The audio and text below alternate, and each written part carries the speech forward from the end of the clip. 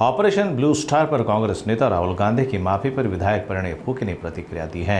उन्होंने कहा, राहुल गांधी अपनी पार्टी की छवि सुधारने के लिए ही हथकंडा अपना रहे हैं। इस माफी का राजनीतिक लाभ उठाने की कोशिश जारी है। असा आहे, देर आहे दुरुस्त आहे।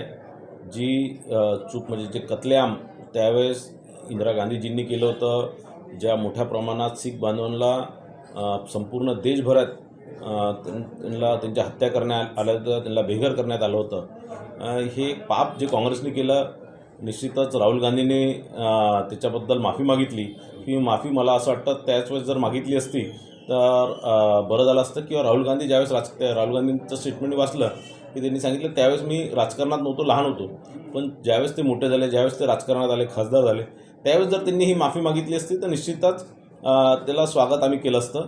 पण आज ज्यावेळेस त्यांना लक्षात आलं की काँग्रेसचं कुठेतरी अस्तित्व संपुष्टात येऊन राहिलं आहे, कुठेतरी देशात काँग्रेसच्या मोठ्या प्रमाणात गळती सुरू झालेली आहे, मोठ्या प्रमाणात लोक काँग्रेसवर नाराज आहेत किंवा काँग्रेसमध्ये काम करायला तयार नाही आहे, त्या क्षणी आता म्हणजे त्यांच्या पडत्या काळात त्यांनी या प्रकारची माफी मागणं ही म्हणजे राजकीय पोळी शेकण्यासारखं आहे आणि त्यांनी निश्चितच याचा राजकीय फायदा घेण्याचा ते प्रयत्न करतात आहे। या राहुल गांधींसारख्या नेत्यांनी या प्रकारचे वागणूक करणे ही अपेक्षितच होती आणि म्हणून मी याचा निषेध करतो। हो, या वक्तव्याचा काँग्रेसला काही फायदा होईल? राहुल गांधीची प्रतिमा सुधारण्यास मदत होईल का असं काय वाटतं? बघा, राहुल गांधी आणि काँग्रेस पक्ष सातत्याने हे प्रयत्न करतात आहे की राहुल गांधीची जी प्रतिमा मलिन झालेली आहे किंवा काँग्रेस पक्षाची जी प्रतिमा मलिन झालेली आहे ती कुठेतरी सुधारण्याचा ते अनेक वर्षांपासून प्रयत्न करतात आहे। पण या प्रकारचं विदेशी जागेवर जाऊन दुसऱ्या देशांमध्ये जाऊन देशाची बदनामी करून त्यांचा कुठेही फायदा होणार नाही आहे। ते त्यांच्या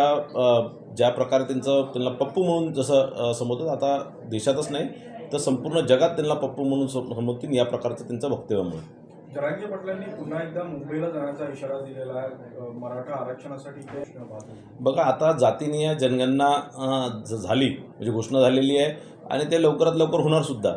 त्यानंतर जरांगे पाटलासारख्या नेत्यांना माहीत पडून जाणार की कोणत्या जातीची किती लोकसंख्या आहे आणि निश्चितच ज्या प्रमाणात ज्या जाती आहेत त्या जातीला त्या आरक्षण असणार किंवा इतर सोयीसुविधा असणार, योजना असतील ते लागू होणारच आहे।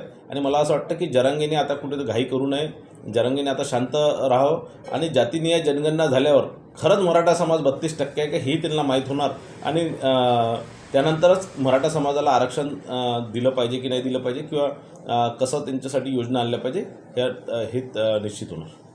बघा, असं आहे, स्वतःचं घर जे सामावू शकत नाही त्यांना काय शब्द वापरला पाहिजे आता मी काही या प्रकारचा शब्द वापरू शकणार नाही।